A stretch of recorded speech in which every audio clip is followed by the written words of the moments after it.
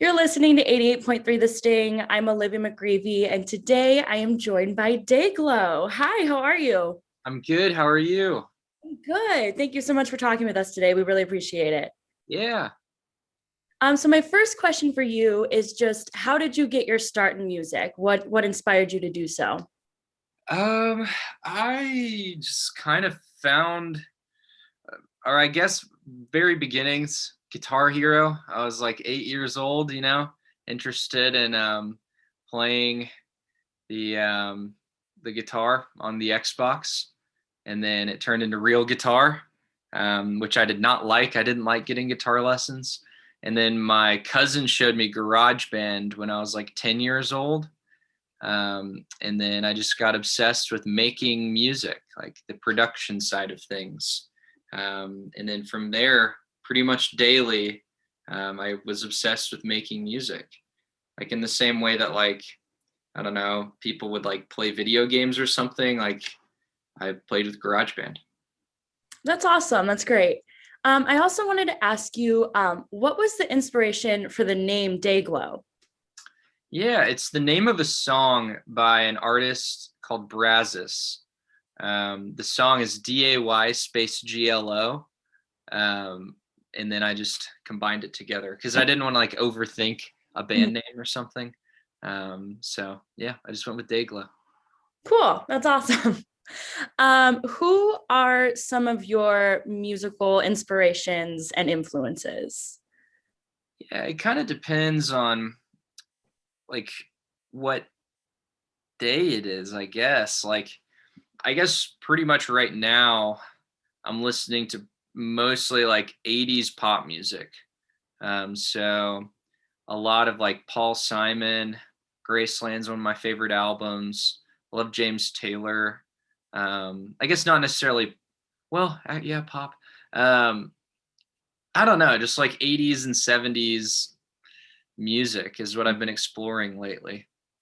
That's awesome. And I can definitely see that in your music. I was just going to say a lot of your stuff has that 70s, 80s vibes, as well as your music videos, which I absolutely love that vibe. So I think I love watching your music videos, and your album's been amazing. And we'll get into that in a second. What does your writing process usually look like? Do you usually have any rituals that you do before you start writing, or does something just come to you and you just write? Yeah, it totally depends. Something that's amazing about my process is that like I just do it by myself. So there's nothing or any part of the day that would really segment like, oh, I'm working on music or not, because some people like they'll have an idea but like they have a studio session on Thursday, so they have to like wait and go with a producer or something. But my gear is in another bedroom, so I just like whenever I have an idea I'll just start, so pretty often I have a small little idea that turns into a whole song. Great. I wanted to congratulate you on the release of your album, Harmony House. I have been listening to it since it's been released. Absolutely love it. Love the vibes of it. Very easy listen. Love it. Yeah. So, did you have any specific inspirations for the album? Yeah. Like James Taylor, I was saying, was definitely, I was really inspired by his lyricism and the way that he kind of makes it feel like he's talking to a friend. I really tried to channel that and make the album feel personal and show people like who I am and my personality, and also show like what I've been going through and what it's like. Because, my life changed really quickly, and I was a college student and all my friends are college students, but like just my life changed completely and they're like still in college. It's not like a better or worse type situation, but I just didn't feel like I had anybody to relate with me. So my mission with my album was to like make sense of what's happening in my life. And for people who listen to it, it's like, be like, oh, that's what it's like. So yeah, I was inspired by like James Taylor and the way that he's able to do that. Um, Whitney Houston, I love Whitney Houston. Carpenters are awesome. Um, you know, just that era of music. That's very interesting. I watched an interview you did, and you mentioned something about like fake nostalgia kind of, and how everybody's grabbing for stuff like that. And when you said that, Yeah. I was like, exactly, I get that. Everybody's going back to things. And I think you mentioned how people were like binge watching old sitcoms that like maybe we Yeah. weren't alive for, but we feel like we are. And I really thought that was interesting, and definitely was 100% correct with these recent generations. Yeah, it's really fascinating because the only way we can do it is through media. Like Mhm. it's through Netflix or Spotify or any sort of internet platform, but like we're reaching for a time that there wasn't as much media. I think that's what it is like we don't want as much noise as we have, but the Right. way that we access it is through the tools, Yeah. It's Very just like ironic.